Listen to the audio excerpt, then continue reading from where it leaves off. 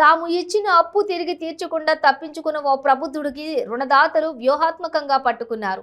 చేసిన అప్పులు చెల్లించకుండా ఆస్తులను కూడబెట్టుకుంటూ తమను మోసగిస్తున్నాడని రుణదాతలు గ్రహించి చివరకు అతన్ని దొరకబట్టుకున్నారు.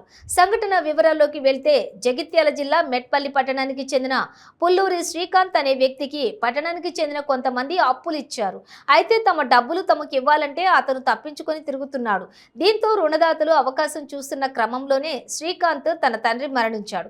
ఇక తన తండ్రి అంత్యక్రియల కోసం మెట్పల్లికి వచ్చిన అతన్ని పట్టుకొని తమ అప్పులు మాట ఏంటని నిలదీశారు. చివరకు మరో వాయిదా పెట్టిన శ్రీకాంత్ అప్పులు ఇచ్చిన వారికి మరో అగ్రిమెంట్ పేపర్ రాసిచ్చిన తర్వాత అంత్యక్రియలకు అనుమతించారు. అయితే శ్రీకాంత్ కు అప్పిచ్చిన వారు మాట్లాడుతూ గతంలో కూడా అతన్ని డబ్బులు ఇవ్వాలని అడిగినా ఇవ్వలేదని, హైదరాబాద్ లో మెట్పల్లిలోని ఆస్తులు కూడబెట్టుకుంటున్నాడని ఆరోపించారు. గతంలో ఓసారి ఇలాగే వచ్చి వెళ్లిపోయాడని, ఈ రోజు అతని తండ్రి మరణించడంతో అతనితో అగ్రిమెంట్ రాయించుకోవాల్సి వచ్చిందన్నారు.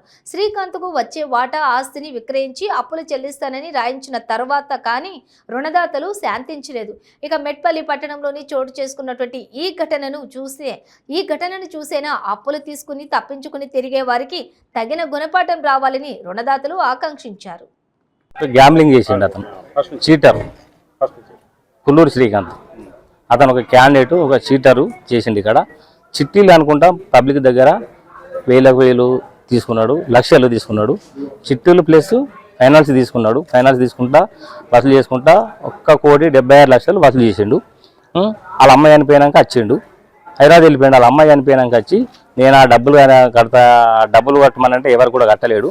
అందరం కూడా మేము కూడా కోఆపరేషన్ చేసినాము. వాళ్ళ అమ్మాయి చనిపోయినప్పుడు దీని మీద రాజకీయం చేద్దామని చెప్పి మేము శవాన్ని కొంటామని చెప్పినాము. కడతా అన్నాడు, మళ్ళీ డబ్బులు కట్టలేడు. అది మళ్ళీ వాళ్ళ ఫాదర్ రీసెంట్లీ 17వ తారీఖు 12వ నెల 2023లో చనిపోయాడు. డబ్బులు కట్టమనంటే మళ్ళా నా దగ్గర డబ్బులు ఏమంటున్నాడు. అతనికి ప్రాపర్టీస్ ఎక్కడ ఉన్నాయో అవి అమ్మి కట్టేసేయి, మనకి ఎంతోనో ఎంతో మనిషికి 1,00,000 ఉన్న వాళ్ళకి 50,000, ఎంతోనో ఎంత ప్రాపర్టీ ఉన్న 11 లక్షలు ఉన్నాయి, 10 లక్షలు ఉన్నాయి, కట్టమని చెప్పుకున్నాం. మన లేవంటున్నాడు. దయతలించి ఈ ఛానల్ ద్వారా మాకు కట్టించగలరని చెప్పి మేము విన్నపించుకుంటున్నాం. ఒప్పుకుంటున్నాం కాదు, 15 తారీఖు ఆ డేటుకు ఒక డేట్ పెట్టి పైసలు ఇవ్వాలని, ఆ డేట్ పెట్టి సార్ పైసలు ఇవ్వాలని ఈ డేటుకు అది అమ్ముడు మంది ఇలాంటి ఇస్తారని అడుగుతున్నా.